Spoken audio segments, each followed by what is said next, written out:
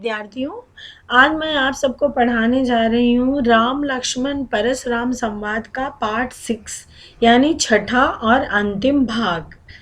आपने देखा कि लक्ष्मण जी की बातों से परशुराम जी बहुत क्रोधित हो चुके हैं और विश्वामित्र जी परशुराम से कहते हैं कि छोड़ दीजिए, बच्चा है ये, और बच्चों के जो है दोष और गुण को गिनना नहीं चाहिए। लेकिन लक्ष्मण जी के उत्तर देने से परशुराम जी को बहुत क्रोध आ रहा है और फिर वो कहते हैं कि नहीं, मैं इसे मार दूंगा, और क्योंकि बार बार मेरा अपमान कर रहा है। लेकिन विश्वामित्र जी कुछ बोलते, फिर से यहाँ पे लक्ष्मण जी बोल पड़ते हैं और वो क्या कहते हैं, कहो लखन मुनिशील तुम्हारा, को नहीं जान विदित संसारा।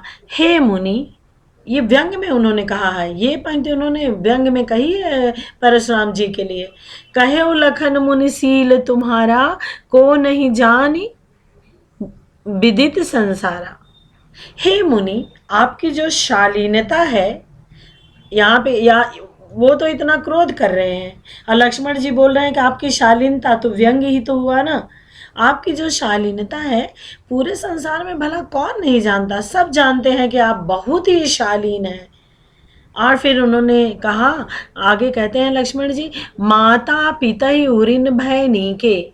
माता पिता के ऋण से, कर्ज से आप उऋण हो चुके हैं और गुरु ऋण रहा सोच बड़ जी के। लेकिन आपके मन में ये बड़ी चिंता थी कि अपने गुरु भगवान शिव के ऋण को कैसे उतारूं, उनके कर्ज को कैसे उतारूं मैं।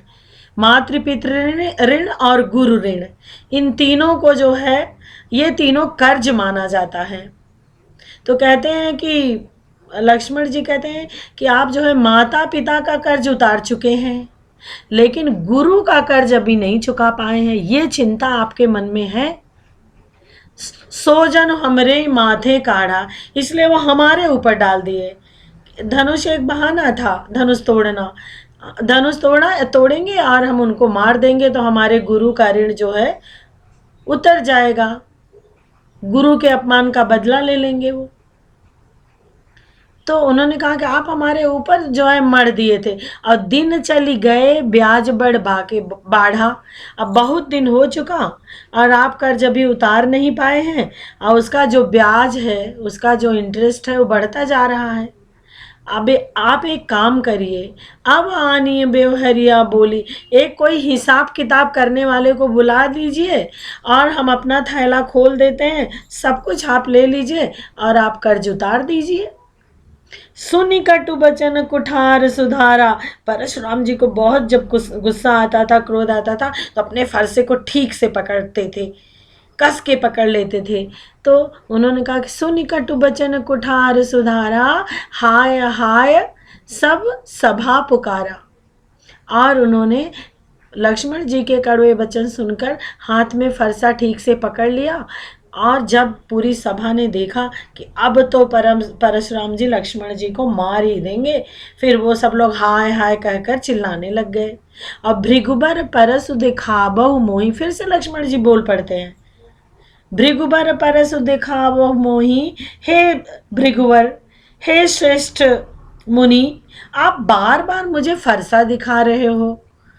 अब विप्र विचारी बचौ नृपदोही, हे राजाओं के दुश्मन, क्योंकि परशुराम जी पहले ही बोले थे कि मैं राजाओं का दुश्मन हूँ और मैंने राजाओं को मार कर कई बार पृथ्वी को दान में दे दिया है, पृथ्वी को राजाओं से हीन कर दिया है। तो यही बातें कहते हैं कि हे राजाओं के दुश्मन, विप्र विचारी बचो, आप जो है ब्राह्मण हो इसलिए बच रहे हो, क्योंकि हम ब्राह्मण का सम्मान करते हैं। आप बार बार मुझे मारने के लिए तैयार हो रहे हो, लेकिन आप ब्राह्मण हैं इसलिए आपका हम सम्मान कर रहे हैं। अब मिले न कबों सुभट रन बगाढ़े, और द्विज देवता घर ही के बाढ़े। कहते हैं कि आपको सुभट मतलब वीर सिपाही कोई युद्ध के मैदान में नहीं मिला क्या कभी, क्या आप वहाँ लड़ लेते। बार बार अपनी तारीफ यहाँ आप कर रहे हैं, घर के ही आप बहुत बड़े वीर हैं क्या, घर में ही आप बहुत वीर बन रहे हैं। अरे युद्ध के मैदान में कभी कोई वीर नहीं मिला आपको कि वहीं आप उसको युद्ध कर लेते और मार डालते। बार बार हमें फरसा दिखा रहे हैं, मार डालेंगे मार डालेंगे। लेकिन ये जो बात थी लक्ष्मण जी की, ये बहुत ही अपमानित करने वाली थी। तो सभी जो सभा में उपस्थित लोग थे, सबने एक साथ कहा, अनुचित कहे सब लोग पुकारे, और रघुपति शयन ही लखन निवारे। अभी तक श्री राम कुछ नहीं बोले थे, चुप थे, और अनुचित कहे सब लोग पुकारे, सब लोग एक साथ कहने लगे कि बहुत ही अनुचित है। जो भी लक्ष्मण जी बोल रहे थे वो ठीक नहीं था, इसीलिए सारे जो सभा के लोग थे वो कहने लगे नहीं नहीं, ये अपमान इतना ठीक नहीं है। रघुपति शयन ही लखन निवारे, निवारे मतलब मना करना, शयन ही मतलब इशारे से। श्री राम जो है लक्ष्मण को इशारे से मना करते हैं, बोलते नहीं है कुछ, इशारे से मना करते हैं। और यहाँ पे देखिए, यहाँ पे यज्ञ का बहुत सुंदर उदाहरण दिया गया है, यज्ञ को प्रतीक माना गया है। इसमें दो तीन चीज़ें हैं। जब यज्ञ, आप देखे होंगे कि जब यज्ञ किया जाता है तो उसमें आहुति डाली जाती है। उस आहुति में घी होता है, वो जो यज्ञ की सामग्री होती है ना आहुति के लिए, उसमें ज्वलनशील चीज़ें होती, जलने वाली चीज़ें, घी होता है और भी कुछ, मतलब इस तरह से चीज़ें होती हैं कि आग में डाल दो तो आग और तेज जलने लग जाती है। तो यहाँ पे तुलना की गई है, लखन उत्तर आहुति सरिस, लक्ष्मण का उत्तर किसकी तरह था, आहुति के समय, जैसे ही आग में आहुति डाली जाती है आग तेज हो जाती है।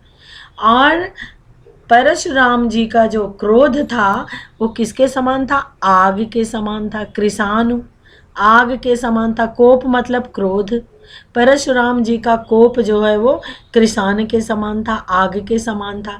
अब जैसे ही लक्ष्मण जी यहाँ बोलते, मतलब बोलना मतलब आहुति के समान बोलते, वैसे ही परशुराम जी का क्रोध और तेज होता था, हो जाता था। तो बढ़त देख, और फिर क्या होता है कि यज्ञ में जब आग बहुत तेज लपटें उठने लग जाती, क्योंकि लकड़ियाँ भी रखी होती हैं पहले से, तो बहुत तेज जलने लग जाती है। तो उसमें थोड़ा सा जल जो है, ऐसे ही जल जो है छिड़क दिया जाता है शांत करने के लिए आग को। तो बढ़त देख जल सम बचन, बोले रघुकुल भान, रघुकुल के सूर्य श्री राम जब देखे कि अब बात बहुत बढ़ जा रही है, तो जल के समान शांत करने वाले वचन बोले। अब आगे जो बोले हैं वो आपके पोर्शन में नहीं दिया हुआ है, तो जो है आगे उसमें है, रामचरितमानस में दिया गया, लेकिन आपका पोर्शन इतना ही है। तो बस वो चुप करा देते हैं लक्ष्मण जी को श्री राम, और यहीं पे ये जो है 6 भाग में आपका राम लक्ष्मण परशुराम संवाद यहाँ पे समाप्त हो जाता है। उसकी व्याख्या, उसका जो सरल अर्थ, और इसको आप पढ़िए, समझिए, इससे आपको प्रसंग समझ में आ जाएगा, और प्रश्नों के उत्तर देना आपको आसान हो जाएगा, आप घबराएंगे नहीं। बस एक बार आप इसका प्रसंग पढ़ लीजिए, प्रयास कीजिए, एक बार पढ़ेंगे समझ में आ जाएगा। कहानी जैसे तो है, जैसे आप कथा कहानी पढ़ते हैं वैसे आप इसे भी पढ़ लीजिए, और परीक्षा की तैयारी कीजिए, अच्छे अंक लेके आइए। ढेर सारी शुभकामनाओं के साथ।